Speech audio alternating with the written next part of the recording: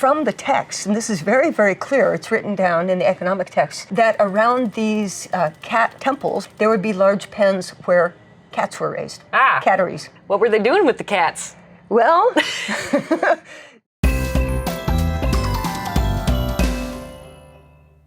I'm taking you to one of my favorite hidden gem museums in Chicago, but the problem is I don't want it to be a hidden gem. It is one of the coolest places I have come across. It's on the University of Chicago campus. It is free, but they close at 4 o'clock, so I gotta hustle. Right across the street from the main quad is this archaeology museum, known as the Institute for the Study of Ancient Cultures. I came here to learn more about cat worship in ancient Egypt, but first wanted to talk with the museum's chief curator, Dr. Marc Maillot, to learn more about the museum itself. So from a chronological standpoint, we cover everything from prehistory to the early Middle Ages, basically 5000 BCE right up until 6th century AD. With the new integrations like the Islamic collection display case, we can go as far as sometime the 14th century. Our main focus is Middle and Near East, the entire Nile Valley, so Egypt and Sudan, but also the very particular aspect of Isaac is that it's relying on an archaeological collection of approximately 350,000 artifacts. Only 2% of them are on display. What are some of the highlights, not only in the collections themselves, but stuff that people can see in the gallery? There is one specific wooden painted stela that I love, where you have the divine priestess of Amun, or Sunamun, who is presenting an offering to the god Sheheryar, third intermediate period. This is an exceptional piece because of the imagination of the artist that was able to recreate a feeling of transparency in the costume without mastering perspective. You can see the artist crying out of the object. Oh, wow.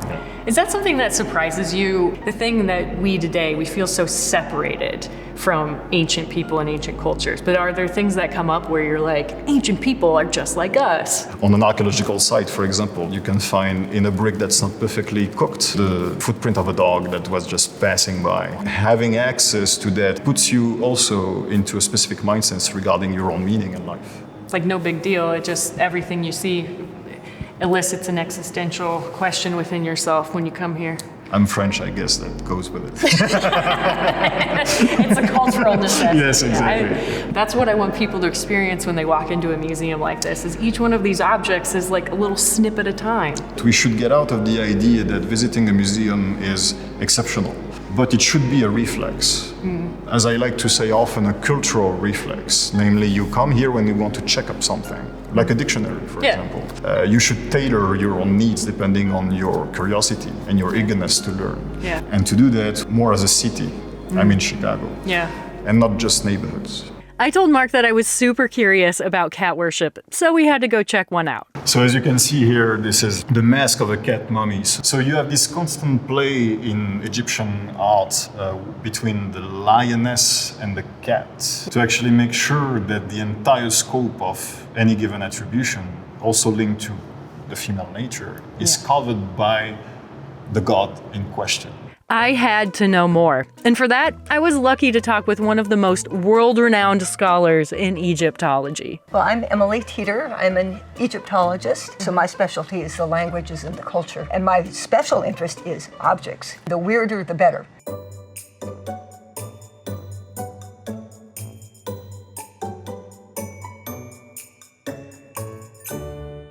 And that's when I start rooting through textual evidence and comparanda and try to figure out what is this thing and how it fits into that larger question of religion and daily life. We're looking at the topic of like felines, cats. I'm a cat person, lots of cat people at home. There's a general understanding that cats had a huge cultural importance, religious importance in ancient Egypt, but I don't even think I understand the extent of it. Cats are huge in ancient Egypt. A particular interest that I have in them is their function in religion and the economy, because these two things very much overlap. First of all, we're used to seeing these beautiful statues of cats, and there are some accounts, for example, Herodotus talks about cats were so beloved that people would run into burning houses to save a cat, and that there were rituals when a cat dies, people would go into mourning. There were cats all over Egypt. Some of them lived happy, long lives. In fact, we know that there were cat pets, and I love the ancient Egyptian word for cat is miu. Aww. Miu. A very famous cat monument is there's a big stone sarcophagus. The cat's name is Tamiu. which means the kitty, Oh. made by one of the kings of the 18th dynasty apparently for his pet cat, Oh. who passed away. But on the other hand, what we know from archaeology and the contemporary texts is a little bit different. They had a huge religious significance. For example, this statue here that shows a lioness, Sekhmet, and you see she has a sun disk on top of her head because this goddess was the daughter of the sun god Re.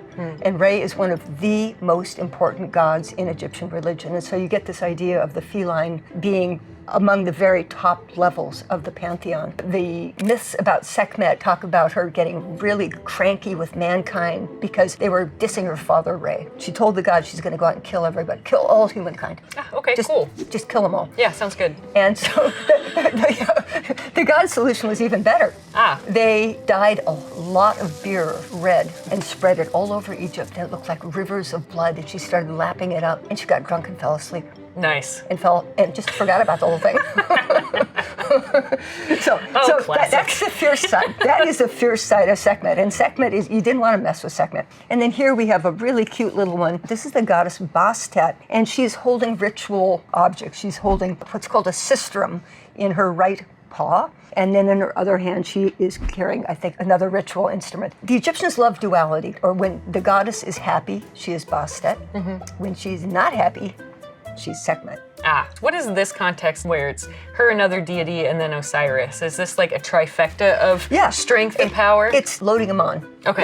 Yeah, if you can have three gods, why not have three gods? And here in front of you, we have, it looks sort of like a torpedo. Yeah. With little pointy ears, and that is a cat mummy. Some cats were eviscerated, as were human mummies. More often they were not, but they would be purified with incense and smeared with a tar-like substance, like a resin or a bituminous substance, and then wrapped with linen. And the whole idea of the wrapping, it alludes to the god Osiris, who's the main god of the dead. He was the first mummy. The Egyptian myths are kind of bizarre. He is killed by his brother, and his body is chopped up into a lot of pieces. And his wife, faithful wife Isis, gathers the pieces together, wraps them as a mummy, and then he impregnates his wife, the dead guy impregnates his wife. So that is the icon of from death becomes life. So they indicate rebirth. From the text, and this is very, very clear, it's written down in the economic text, that around these cat temples, there would be large pens where cats were raised. Catteries. What were they doing with the cats?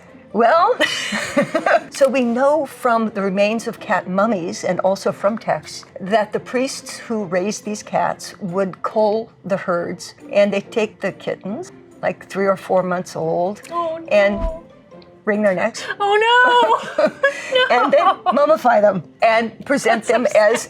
And it is said that it made the deity so happy. Ah, okay. And when the gods are happy, Egypt is happy. It means the sun comes up, it means the river floods, it means everything is just wonderful. Yeah. And so this is part of this big cycle of the universe. This was very, very big business in ancient Egypt. In gift shops, you'll see statues of Egyptian cats standing very regally, and sometimes a little gold earring, and those are usually cat coffins. The cat was actually considered to be the representation of the Ba, or the spirit of these feline goddesses. Egyptian religion was really transactional. You give something to the god because you want something from the god. So offerings are major, major, major. For example, a cat deity like Sekhmet, you would offer her like a little statue or a mummified cat. We have cat cemeteries. Wow. They're actually catacombs. Of course. Is that really where the word catacomb comes from? No, Oh, I don't believe so. That would be hilarious. How can you not say catacomb, right? Yeah, that makes sense. And so this whole process is the cats would be mummified, they'd be presented to the deity, and then according to the text, several times a year, all of these cat mummies, some of them in containers, the bronze coffins or wooden cases, would then be taken by the priest down to the catacombs underneath the temple. In the late 1800s, there's a record of something like about 180,000 cat mummies that were exported to the UK for fertilizer. 180,000 cats. Cats for fertilizer? Kind of sad, isn't Oh. it? I'm sorry to laugh. No, I think it's really interesting because it's just amazing. 180,000 cat mummies, and that's from one site, apparently. Oh, goodness. What are these itty-bitty things? These are called amulets, and amulets are kind of like good luck charms. So these were often protective charms worn by living people. They were also placed on mummies. So they're beautifully detailed. They're made out of faience, which is like a quartz-based pottery. And when it's fired, it gives this sort of blue-green, more green, and then blue-green. And they show Sekhmet in this little itty-bitty one, so it would be probably put on a necklace and worn. And so these could be sold to people who wanted something to show their love for Sekhmet or Bastet. The love for cats. Today, yes. people are still wearing amulets and jewelry of cats. That's right. To show our cat love. Not very Egyptian. Part of the reason I wanted to do this video is like, I love cats, the audience loves cats. There's just something universal, whether or not we today are assigning like godlike power to our own felines. It's almost even today, they have a sort of mystical quality to them. Maybe that's why we're still like, can't quite figure you out. There's some mystery there. Well,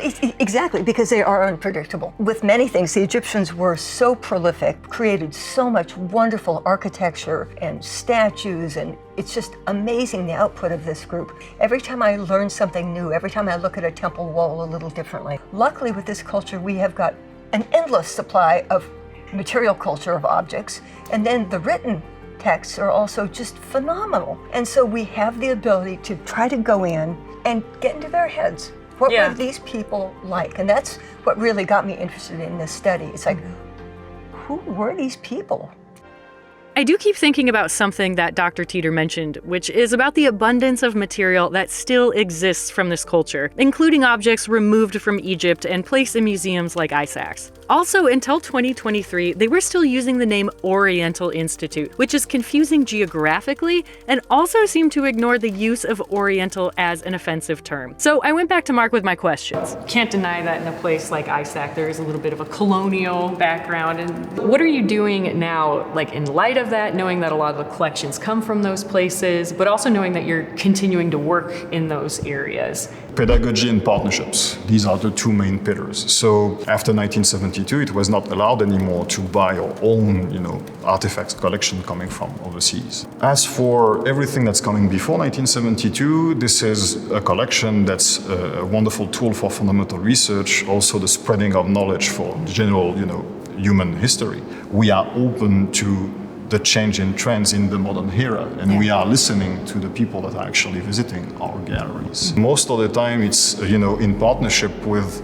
hosting authorities, and very concretely, for example, where through co-directorships on archaeological excavations. So it only works if you have a very long-term approach where you actually have the equipment, the staff, and the time to train the people on a long-term basis. So it's not even that like the conservation science, is the only part that's advancing in terms of like the technology, but also like the way that you're able to deepen social partnerships and be able to look at synergies in research, like what you're doing here and what you can facilitate in Chicago and how that can go overseas. And it's an extension of the museum. The museum doesn't exist here in just a space, but you have a partnership with people, educators, researchers all over the world. One of the particularities of ISAC as a museum is that it's not just interested in, the big monumental, shiny things.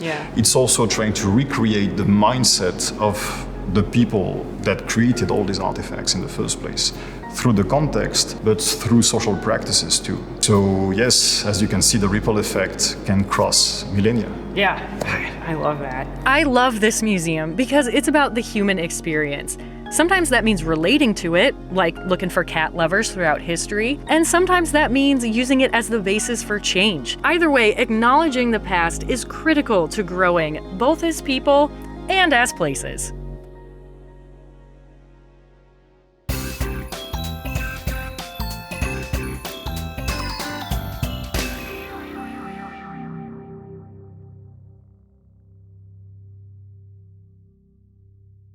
It still has brains on it.